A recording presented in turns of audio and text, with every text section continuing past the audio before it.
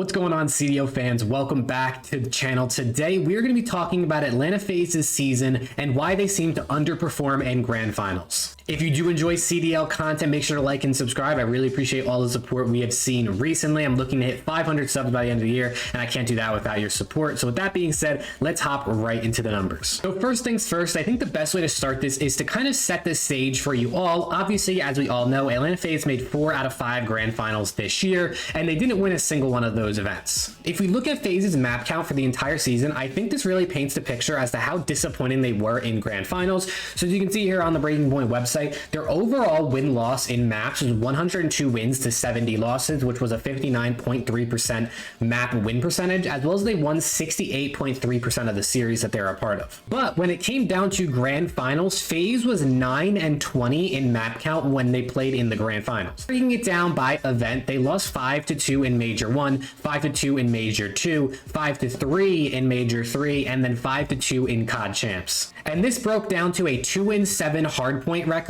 a 5-7 search and destroy record, and a 2-6 control record, which I think is very interesting because a lot of people said that FaZe was lackluster in SND this year and it lost them a lot of finals. But if you actually look at it, they won a better percentage of their SNDs than they did hardpoint or control in grand finals this season. Now, obviously, we did see FaZe's struggles in game modes like search and destroy, and it makes sense to criticism that we've been hearing a lot about their search and destroy throughout the year. And now at the end of the season, there's a lot of big moments, and they always say search and destroy wins you championships. So of course they needed to have a better than 5-7 record on search and destroy. But when you break it down, 2-7 in hardpoint and 2-6 in control out of this FaZe team is very much not expected, and I don't think it's talked about enough. Against Optic in Major 1, FaZe didn't win a single respawn, and then against LAG in Major 2, they were able to win 2 respawns but didn't win a single search and destroy. And then in Major 3 versus the Seattle Surge, they were able to win 1 respawn and 2 search and destroy, so that was a little bit more balanced.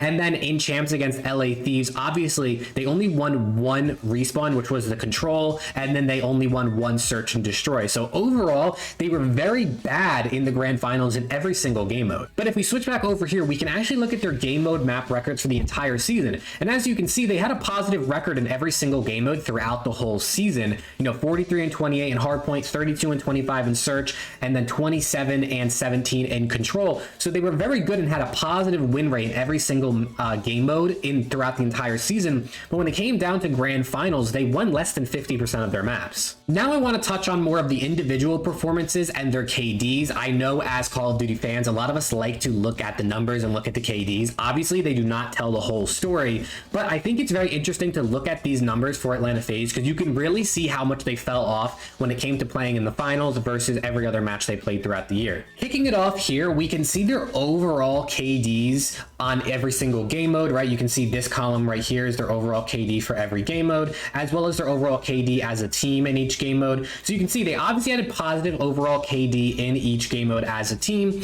as well as their season KDs. Arcitys had a 0.96, aBeZy had a 0.94, Cell had a 1.25, and Simp had a 1.02. So season KD wise, obviously Cillium and Simp were Cellium and Simp, wow, that's hard to say, in a row. Cellium and Simp had positive KDs. Of course, aBeZy had a very lackluster season in a KD category, but Vanguard kind of just does that. And then Arcitys also not the best KD we've ever seen out of him, but being kind of, that 4th option when it comes to kills on this team isn't super bad to see out of him. But now if we break down their grand finals KDs, I think it really tells a different story for this season. Throughout the 4 grand finals they played in, Arcitys did not go positive in a single series. aBeZy went positive in one of those series, which was COD Champs. Cellium went positive in all 4 series, of course. I mean, we saw how great he was the entire year. And then Simp went positive in only 1 of the 4 grand finals. So when you look at it very quickly from that aspect, Cellium being the only one to go positive in all of the grand finals, and then Simp and aBeZy only going positive in 1 of the grand finals each, definitely makes it difficult to win a championship when only one of your players is putting up above a 1 KD on a consistent basis in the finals. So I went through and I did the math on all of their overall finals KDs. So this is their KDs only in the grand finals. So this is from 4 events, obviously 4 finals. And these came out to a B, or let's go start from, we'll start from the top. So Cellium had a 1.08 in the grand finals this year. So not too bad. He put up a 486 kills to 450 deaths in grand finals, obviously leading the way for this Atlanta FaZe team. Then with the second highest KD in grand finals, one that you're actually not going to expect was actually Arcitys with a 0.93. Yes, the 0.93 was their second highest finals KD this season. Arcitys put up 460 kills to 494 deaths. Obviously, this is, like I said, a lackluster performance out of Arcitys. We expect kind of closer to a 1 KD at least out of Arcitys.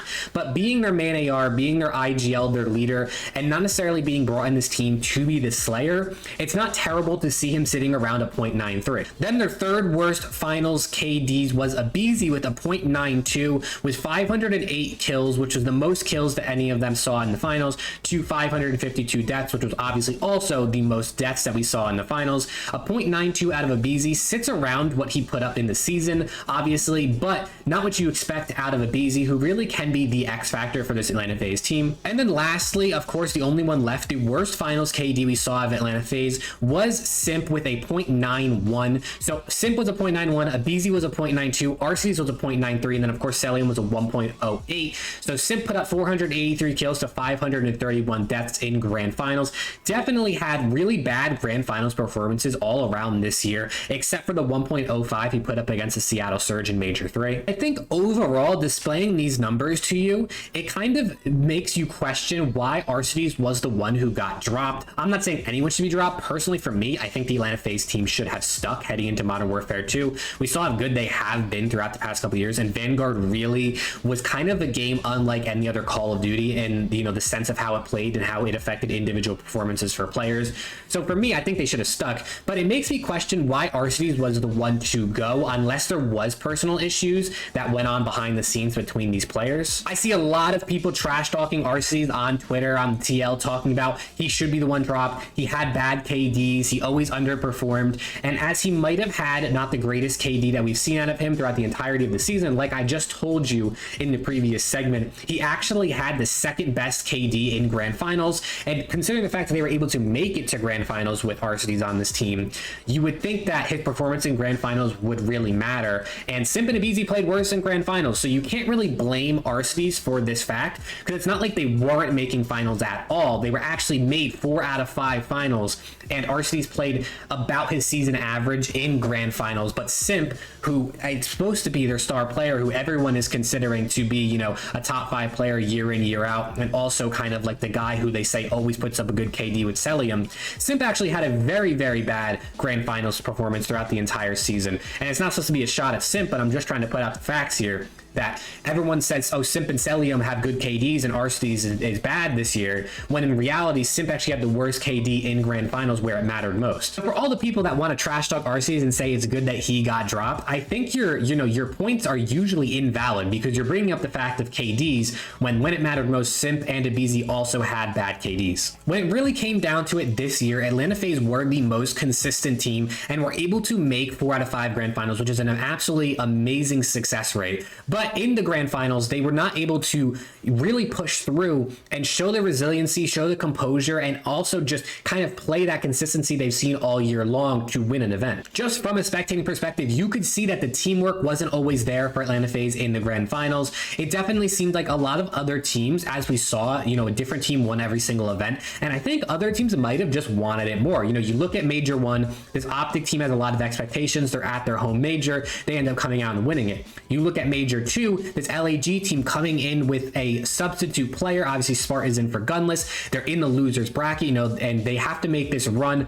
I think they just wanted it more. You look at Major 3 with Seattle Surge. The Surge team really did surge at a lot of different points throughout this year, and kind of, you know, with a lot of doubt around maybe their 2 rookies like Pred and Sib, kind of how good is his accuracy still at Call of Duty, how much of a leader can he be. I think they might have just wanted it more. And then you come down to COD Champs. This LA Thieves team, not necessarily dude, I think they wanted it more because obviously they wanted it more than anyone else because of how hard they worked at the end of the year. But they were really just the best team at the end of the year by far. There's no one even close to just the teamwork and the skill level this LA Thieves team was putting on in Major 4 and COD Champs. But either way, I hope you all kind of enjoyed this breakdown of how Atlanta FaZe played in the grand finals. Should they have dropped Arsteez? No, in my opinion, they should have kept him and ran it back from W2. I still think this team would be a top 2 team with Arsteez.